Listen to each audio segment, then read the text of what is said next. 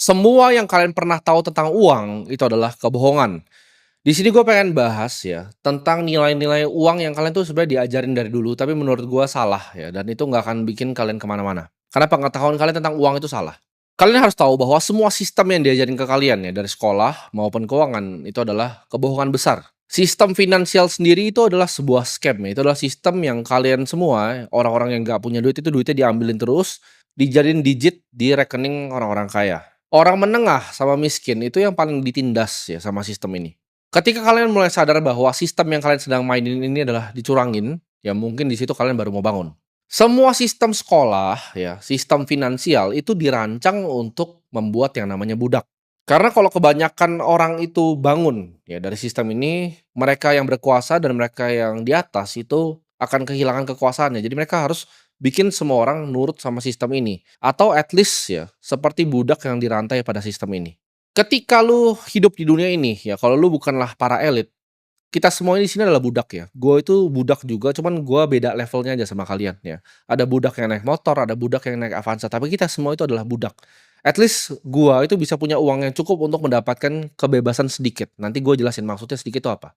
Zaman perbudakan dulu ya, para penguasa budak atau slave master itu mereka menggunakan kekerasan dan menggunakan alat yang gampang dibuat. Contohnya maksudnya apa? Cambuk itu gampang dibuat ya. Untuk bikin orang nurut, narik batu itu dicambuk. Tapi bikin cambuk sendiri itu murah. Murah dan gampang. Sama persis dengan uang kertas ya atau yang kita sebut dengan fiat.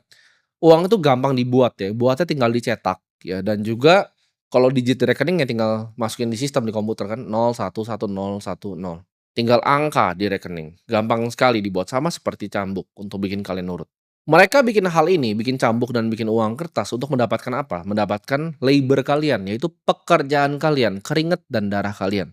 Ketika mereka itu bisa menciptakan atau mereka bisa printing sesuatu yang sebenarnya unlimited ya, dan kalian semua mencari untuk itu ya, maka kalian adalah budaknya. Contoh, lu perlu berapa sih? 3 juta perlu ya? Oh, buat bayar kos, buat bayar makan, sama bayar motor. Nih 3 juta, kerja ya, gitu. Itu adalah sistem perbudakan. Buat mereka itu tidak real, itu hanya kertas dan digit yang ditaruh ya di rekening bank kalian. Jadi kalian harus paham bahwa semua yang kalian lakukan ya, semua ibaratnya kalau orang sebut itu conventional wisdom itu ya sistem perbudakan sebenarnya. Oh kalian kalau mau menikah harus punya rumah dulu ya, rumahnya dicicil ya, nggak apa-apa ya dicicil yang penting entar jadi rumahnya di milik kalian. Itu semua adalah ajaran sesat. Oh lu nabung ya, 5 tahun pertama lu bayar banknya, 15 tahun selanjutnya lu baru bayarin rumahnya. Terus lu mungkin mikir gitu kan, 5 tahun gue bayar bunga banknya, 15 tahun gue bayar cicilannya, akhirnya kan pertama bikin KPR itu adalah kertas ya, KPR itu kertas loh, kertas ya diciptakan uang dari kertas, tanda tangan ya kan. Kertas pertama, kerja 15 tahun, 20 tahun ya, nabung seumur hidup lu cuman buat dapat kertas kedua, ya. Ketawa tuh yang baru nyicil rumah, ya, dapat kertas pertama KPR, habis itu kertas kedua tuh apa? Kepemilikan rumah lu, properti lu, yang lu pikir punya lu. Kalian tuh naif sekali, kalian pikir, "Yes, ini punya saya," setelah 20 tahun bekerja keras. Bukan, itu bukan punya kalian. Kalian paham gak sih? Dunia ini tuh semua tuh kerjanya caranya dengan kertas itu. Uang tuh kertas ya. Lu dilaporin orang pakai kertas, lu disomasi pakai kertas. Rumah lu KPR tuh kertas. Ketika lu lunasin dapatnya kertas lagi. Gini, lu pikirnya bahkan kertas yang lu dapat setelah 20 tahun tuh kertasnya berharga ya. Jadi ketika mereka itu oke, mereka mau pikir, "Oke, ini tempatnya buat fasilitas umum deh." Simple, gua mau buat tanam itu ada undang-undang itu. Kalian tahu nggak apa yang mereka lakukan? Mereka bikin kertas baru lagi, terus kertas kalian gak ada gunanya. Ya. Jadi lu isi 20 tahun, bayar pakai kertas, dapat kertas, terus mereka mau bikin taman, taman umum ya untuk kepentingan masyarakat, digusur lah kertas kalian itu, mereka, "Sip, kertas baru ya, ini punya kita sekarang, tada." Terus kalian dikasih kertas lagi nih, uang buat kalian. Jadi dunia itu kertas-kertas dan kertas, makanya gue bilang ini sistem semuanya ini scam. Orang itu saking halunya, mereka kira mereka nabung tuh bisa kaya. Ini gua agak gatel sih orang belajar dari financial advisor, kalau belajar pemain piano, belajar sama pemain piano ya, mau belajar basket, belajar sama pemain basket. Ketika tentang uang, orang belajar sama financial advisor. Oke, kamu nabung ya 20 tahun. Lu pernah nggak sih ketemu orang kaya nih, orang kaya beneran ya, rumahnya besar sekali, mobilnya banyak, terus lu tanya ke dia, "Lu jadi kaya gimana?" Mereka bilang, "Saya jadi kaya karena nabung. Karena saya karena KPR." Lu nggak akan pernah denger ya, orang kaya itu karena nabung, nggak ada jawabannya.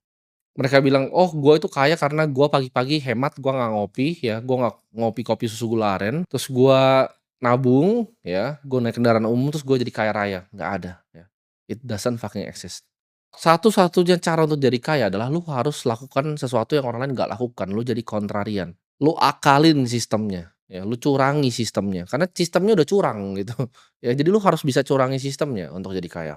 Ketika anak seumuran gue itu fokus untuk ikutin sistemnya, sekolah yang baik, nilai terbaik, gue itu fokus untuk mencari ilmu di pasar modal. Gue dari kecil itu tertarik, kok ada orang bisa beli mobil yang luar biasa mahal ya, sedangkan gue beli mobil jelek pun aja gue nggak bisa waktu pas masih kecil.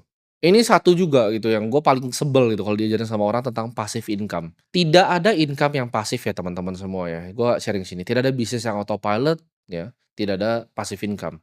Passive income tuh apa sih? Ya, kalau bilang, "Oh investasi kan passive income." Enggak, lu harus monitor portofolio, itu pekerjaan. Lu harus ikutin marketnya, ikutin makroekonomi.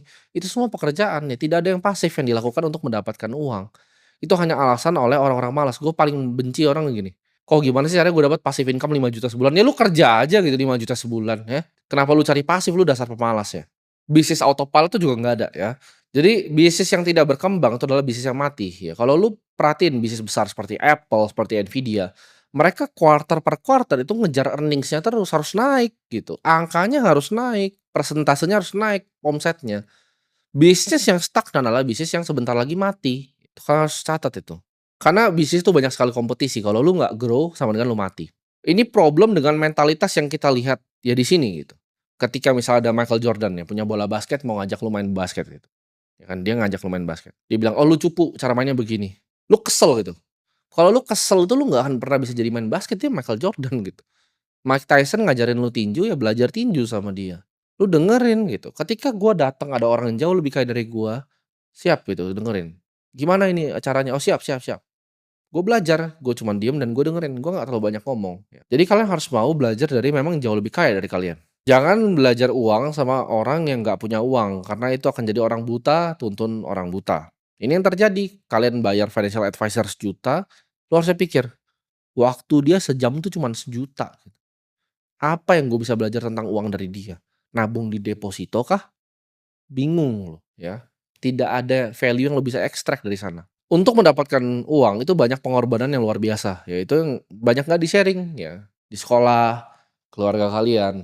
Uang itu kerja keras yang luar biasa. Ada versi dari diri lu itu yang sebenarnya selalu fokus, selalu disiplin dan nggak pernah malas-malasan. Nggak pernah banyak alasannya. Jadi lu coba tanya ke diri lu sendiri, kalau lu jadi terbaik ya versi diri lu, dalam waktu 1 tahun aja hidup lu akan jadi seperti apa. Tapi nyatanya nggak banyak orang yang mau melakukan ini. Mereka sudah malas, ya mereka disuruh mikir aja nggak mau, disuruh belajar nggak mau, disuruh kerjaan, "Ah, nanti-nanti," ya. Kenapa stres nih gue nih karena harus ngerjain ini, ngerjain itu. Ya lu kerjain aja, itu solusi dari stresnya, ya. Bukan bilang lu depresi, lu psikiater, nggak begitu. Lu kerjain aja, just do the fucking work. Lu bayangin ya, diri lu yang paling disiplin, yang paling fokus ya. Lu bayangin coba, lu bisa punya rumah seperti apa, mobil seperti apa, kehidupan seperti apa. Yang paling parah adalah udah pemalas ya, dia bodoh dan dia juga arogan, dia ngerasa, "Oh gue paling tahu tentang dunia, gue nggak mau dengerin orang lain." Ya. Itu uang nggak akan pernah datang ke lu. Karena uang itu akan datang ke orang yang ngerti tentang uang, gitu. Lu jangan expect lu nggak mau belajarin uang secara detail dan lu akan bisa dapetin uang, jawabannya tidak, ya. Ada sistem-sistem yang lu harus ngerti cara akalinnya seperti apa. Gue tuh kadang kalau lihat mindset finansial orang kelas menengah itu kasihan gitu. Mereka misalnya lihat ada problem di negara ini, gue nggak ngomong di Indonesia, misalnya di Inggris gitu kan, mereka akan bilang, "Oh tax the rich ya, eat the rich ya, makan orang-orang kaya," gitu. Ketika misalnya pajaknya dinaikin jadi 40% di Inggris ya, orang-orang itu mungkin di Amerika gitu, mereka ngerasa, "Oke, cara kita bisa makmur adalah kita pajakin orang-orang kaya." Orang kaya itu paling sulit dipajakin. Gue kasih contoh misalnya di Amerika dan di Inggris ya, gue nggak kasih contoh sini, di Amerika sama Inggris ya. Lebih gampang mana sih pajakin? Orang yang punya KPR 20 tahun ya, dia punya kucing 2 di rumahnya, punya anak situ kan, dia ketika didatengin orang IRS di sana, "Mana lu utang gua $10.000." "Eh, nggak punya, gua adanya 2.000." "Ah mana, sini $2.000," gitu. Dibanding orang kaya gitu. Lu pikir mereka dengan naikin tax bracket-nya 35% ke 40, 45, orang kaya itu kena dampaknya? Jawabannya enggak. Orang kaya itu biasanya nggak punya apapun. Apa maksudnya nggak punya apapun? Oh rumahnya tuh ternyata yang punya itu sebuah trust fund dari Singapura gitu kan. Dia nggak punya apapun. Perusahaannya bukan atas nama dia, mobilnya bukan atas nama dia. Jadi mereka itu sulit untuk diapa-apain. Dan kalian pikir deh, dari kalian sudut pandang ya, yang mau minta uang, lebih gampang minta yang mana? Mintain duit dari orang yang punya yacht, dan yacht-nya itu ternyata parkirnya itu di Maroko ya, punya perusahaan di Montenegro yang ternyata ada trust fund dari Cayman Island. Males mereka obrak-abriknya, buang waktu terlalu banyak. Sedangkan orang yang udah jadi budak KPR gitu, jadi rumahnya ya, dia cicil rumah, dia nggak bisa pergi bahkan. Ketika mereka datang ke rumah bilioner ya mereka udah liburan lagi di Swiss gitu, nggak di rumah, suratnya bisa dikacangin. Tapi kalau orang yang di KPR disuratin ke rumahnya, stres mereka nanti, anak-anaknya lihat datengin orang gitu. Jadi, sistem finansial ini rigged game ya. Lu kalau nggak mau kerja keras sekarang ya 2030 dunia itu akan jadi luar biasa sulit nanti ya. Kasihan kalian ketika dunia itu udah jadi sulit. Gue bilang sekarang easy mode, nanti bakal jadi hard mode dunia. Hal terbaik yang lo bisa lakukan sekarang adalah belajarin nih tentang uang, tentang dunia. Pelajarin skill-skill yang kedepannya akan berguna, bagaimana caranya programming untuk artificial intelligence. Gimana caranya gue ngerti tentang blockchain teknologi. Itu yang nggak bisa diambil sama orang dari lu ya. Uang lu tuh bisa diambil, uang gue bisa diambil. Ya, gue bilang gue juga budak tapi beda level aja sama kalian.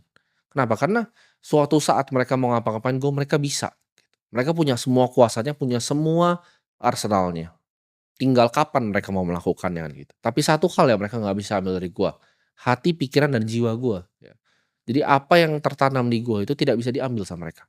Mungkin lu mikir, "Oh gue cuma orang biasa, gimana caranya gue bisa jadi orang kaya?" Jawabannya ya lu tidak bisa jadi orang biasa sekarang. Karena dunia by 2030 akan jadi sulit.